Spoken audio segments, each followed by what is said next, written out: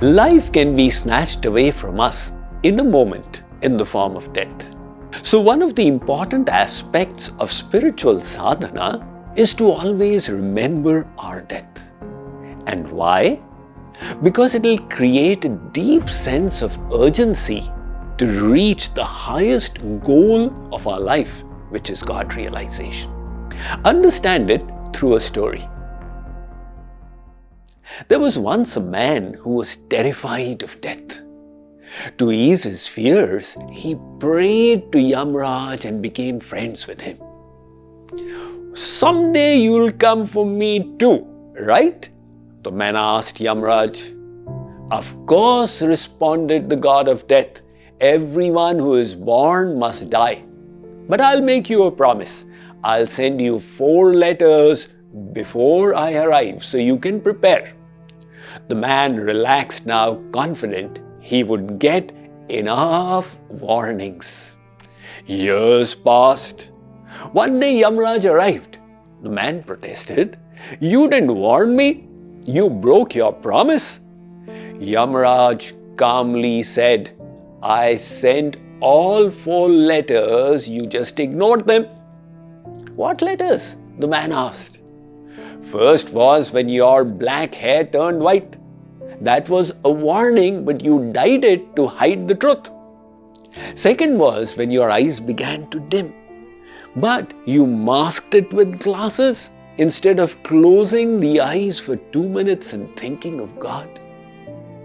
I felt so sorry for your plight, so as a friend I send you the 3rd letter.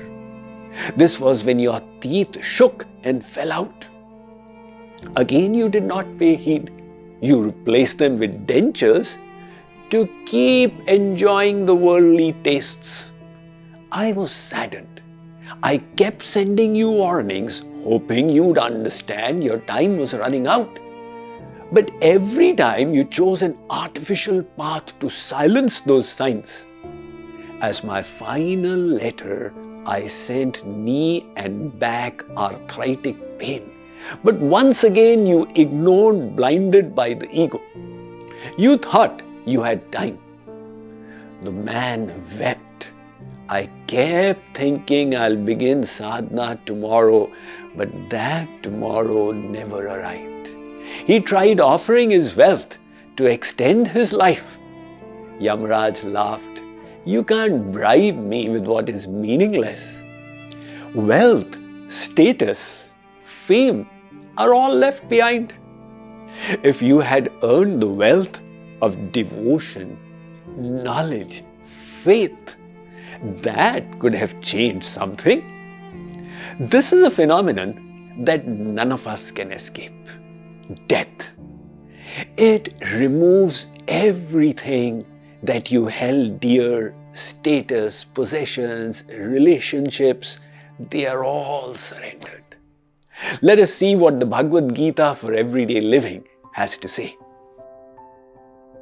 Sri Krishna reminds us in the 2nd chapter, 69th verse, "Ya nisha sarva bhutanam tasam jagarti sanyami yasyam jagrati bhutani sa nisha pashyato mune." He is saying, what all beings consider as day is the night of ignorance for the wise.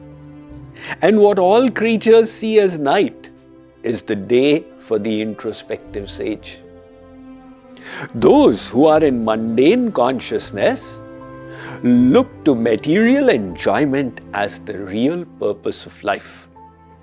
They consider the opportunity for worldly pleasures as the success of life or day, and deprivation from sense pleasures as darkness or night.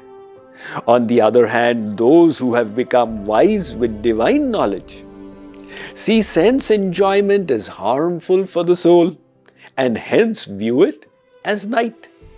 They consider refraining from the objects of the senses as elevating to the soul and consequently look on it as day. That is why spirituality is like the one while everything else is like the zeros. With one, it all adds value.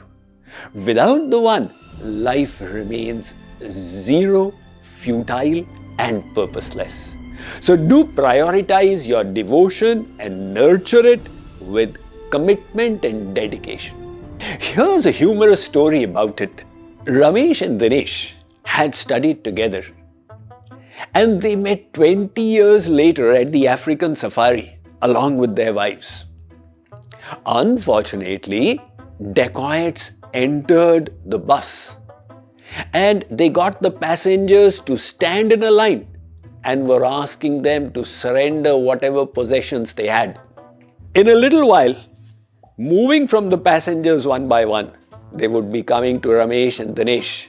When Ramesh said, "Dinesh, remember I had borrowed 10,000 rupees from you?" Dinesh said, Yeah, I do remember. Here, I'm giving it back to you now.